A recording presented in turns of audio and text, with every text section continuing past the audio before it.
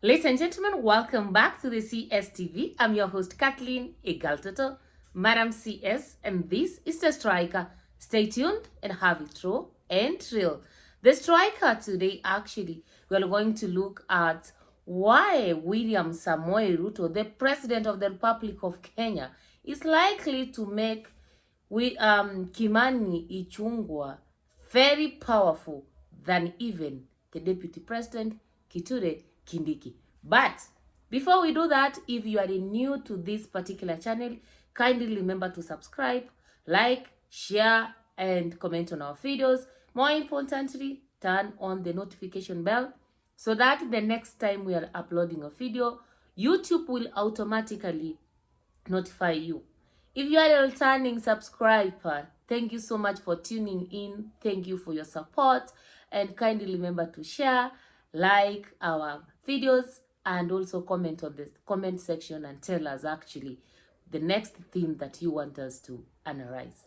Now, as we say, politics is a game that is full of, ups and downs. It's a roller coaster of everything.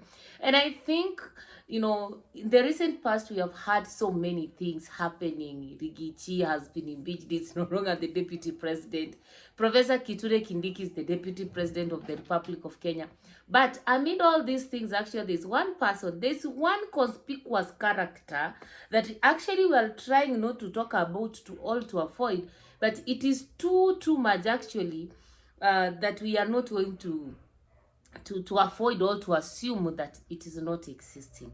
We say that politics needs actors. Whenever somebody wants to pull a political card, actually this political card has to do with using somebody or employing or utilizing the services of somebody to achieve their political interest. Remember, we normally say politics is the game of interest. Now, for President Ruto, actually, there's one political actor who has been at the center of all the political cards that Ruto has been pulling, and that is one man, Kimani Ichungwa, the leader of the majority in the National Assembly. No, Kimani Ichungwa, I think it is today, he posted some photos, him with the deputy president and the president. I don't know where they were, but it looked somewhere, either in State House or somewhere the deputy president is office, something of that nature. And the two principals, and in this particular case, I mean, Ruto and Kindiki, seem to be very much happy, all was smiles, etc. And from the look of their faces, some could say that, yeah, they were trying to appreciate Kimani for something. And then, later on, Kimani Ichungwa again posts his photo together with the president, but this time around, there are only two. And he's trying to pit drums for agricultural transformation. They are somewhere in a wheat plantation. I don't know whose plantation is that, but somebody can be able to tell from those photos that actually all was merry. They are trying to be something, or they were trying to communicate or to send a message to the Republic of Kenya. From the way things are, Ruto has used Kimani Ichungwa in so many places, and because of that, he has no option all for him to succeed in this particular, in his political cards. He ought to make Kimani Ichungwa actually a very, very powerful person. And he has to be very powerful than Kithure Kindiki, because number one, we know Ruto does not want any competition. And one thing that they differed with Rigathi, it's because both of them were politicians, both of them were ambitious. You could not tell Rigathi to tone down. So, Ruto will not want any competition. And because of that, he has to make actually Kimani Ichungwa more powerful than even the deputy president. And these are some of the reasons as to why I think that for Ruto to continue this, pulling his political card successfully, and also to, prepare himself well towards 2027, he will have to actually make Kimani Ichungwa very, very powerful. Number one, he has to make Kimani Ichungwa very powerful, because he needs to continue dividing the mountain further and further. If Ruto makes a mistake and gives Kithure Kindiki an opportunity to unite the mountain, in 2027, is done. Is done and is done completely. Because we all know, despite the fact that Kithure Kindiki comes from the eastern side of the mountain, and even if Kithure Kindiki, brings that mountain together, a united mountain is more dangerous for Ruto's political career than a divided mountain. And therefore, for him to continue dividing that mountain, and for him to continue with his political ambitions in 2027, Kimani Ichung'wah has to be very, very powerful than the deputy president. Of course, you will be asking yourself, how will he make him more powerful? I will talk about that, as we come to the end of this particular video. But that's point number one, that he has to be very powerful than the deputy president, because the moment Kithure Kindiki is given an opportunity to unite that particular mountain, Ruto 2027, kwisha. Number two, Ruto needs somebody who's going to handle Rigathi. Rigathi is a sleeping giant. The fact that he's been defeated, he has been impeached, does not mean that he's going to keep quiet for the next maybe 5 years or 10 years, depending on how, if he's going to appeal the case, how the outcome will be. So Rigathi is going to rise either through somebody, or through him supporting somebody, but he has to rise. And we all know Rigachi's politics, they are dirty politics. We saw how Rigathi, finished Uhuru Muigai Kenyatta during the 2022 electioneering period, and even during the swearing ceremony of Rigathi and the President Ruto. So you can imagine, Ruto knows very well the kind of man Rigathi is.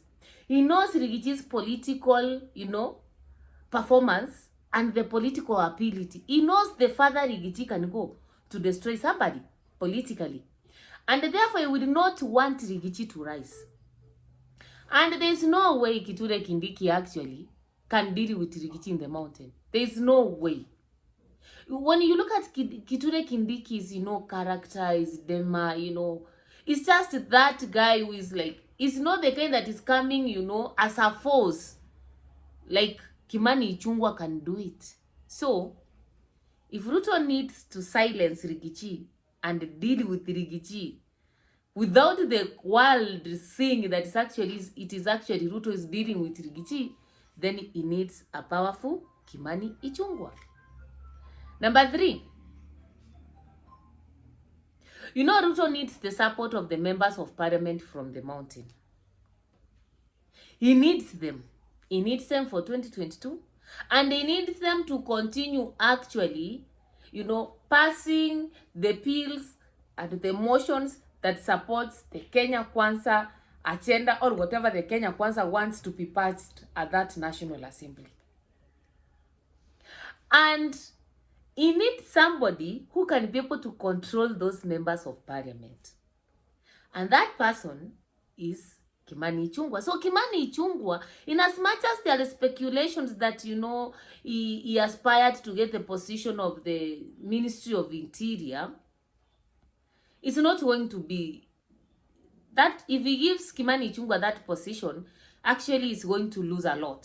And that's why Chuneti Muhammad stands the better option for that, because Ruto needs Kimani Ichung'wah as the majority leader, the position he's holding right now, to be able to control the members of parliament from the mountain. Remember when Ndindi Nyoro was given the position of the chairperson of the budget allocation committee, the way the members of parliament actually flocked Ndindi Nyoro's office, this road, assigned this road, he was elevated and became powerful, That is what actually elevation of Kimani Ichung'wah as a powerful person than Kithure Kindiki is going to do for Ruto in terms of controlling the members of parliament from the mountain. Because if Ruto is not in a position to control those members of parliament, the moment they start flipping away one by one, Kenya Kwanza kwisha. So, Ruto needs a Kimani Ichung'wah and a very powerful Kimani Ichung'wah. you know. Number 4, why Ruto needs to make Kimani Ichungwa more powerful than Kithure Kindiki, it is because he needs to reward Kimani Ichungwa for his role in finishing Rigiji politically.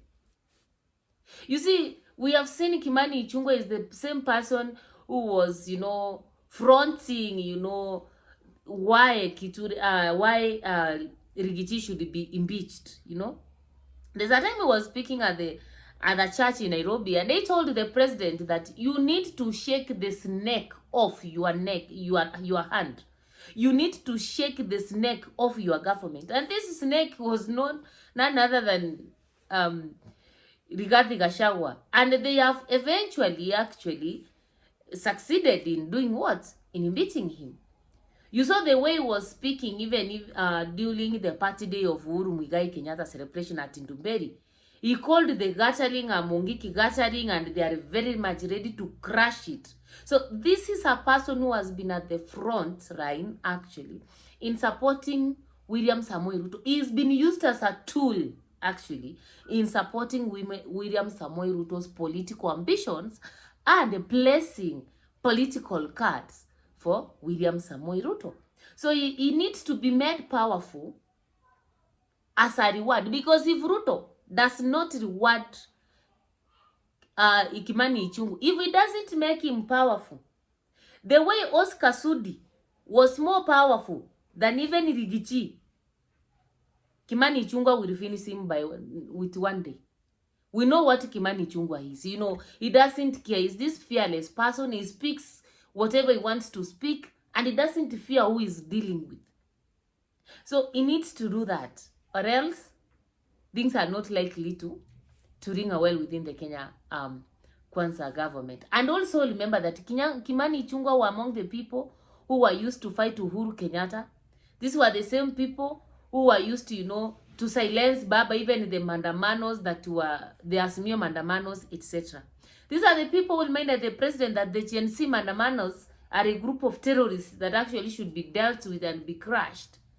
So you can imagine Kimani Ichungwa has been, in all aspects of Kenya Kwanza's brutal way of handling things and political cuts, retrieval and placing. So he needs to be rewarded. And number 5, Oscar Sudi was a checkmate for Rigathi Gachagua. Kimani Ichungwa has to be a checkmate for Kindiki. As I said earlier, Ruto doesn't need a powerful deputy president, because he himself doesn't like that way. If he gets a very ambitious deputy president, then things are not going to work. And therefore, he has to make this position somehow lesser. And with the position of a prime cabinet secretary, it's like some powers of the deputy president have been taken away.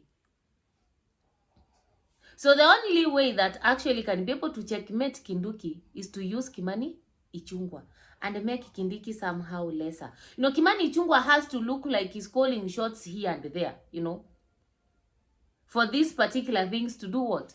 To work. But as he's doing all this, one could wonder, how is he going to make Kimani Ichungwa, to be powerful? For example, with the members of parliament, something has to be done. Go and talk to Kimani Ichungwa, That's how it comes, Kimani Ichungwa has to be speaking where the president is. Kimani Ichungwa has to be consulted on some things. And those are some of the things that were happening with Rigiji, with the likes of Oscar Sudi. They were very powerful than even the deputy president himself. But even in doing this, the question is Kimani Ichungwa being used politically? Will he be rewarded, or will he be dumped? This is a two-way thing. He may be rewarded, or he may be dumped in the long term. Because sometimes they say the government eats its own people. Rigathi Gachagua was used to fight Uhuru. When now the enemy no longer existed, Raila now and Ruto are friends. What brought Ruto and Rigathi Gachagua was the enmity they had with Raila and Uhuru. Now that the enmity no longer exists with Raila, Rigathi Gachagua lost value and is being dumped. You know? So you also don't know whether the way Kimani Ichungwa is fronting himself with the president so much is going to be dumped or is going to be rewarded. But all in all, that is my opinion. Why it needs to be made powerful. And if by the end of that being that powerful, where is he heading to? Because from where I stand right now, Ruto doesn't have like a very, very strong royal person from the mountain other than Kimani Ichungwa. Because the likes of Ndindi Nyoro, they did not support the impeachment of Rigathi Gachagua. And Ruto will not be happy with Ndindi Nyoro. And there's even rumors that he may take away actually the position of the chairperson of the budget allocation committee from Ndindi Nyoro. So when that one comes, we will sit here actually to discuss about that. But as per now, Kimani Ichungwa is the man to watch in the mountain because that is Ruto's biggest political card. See you next time. Drop your opinions in the comment section below. Like, share, and comment on this particular video. Bye-bye. See you next time.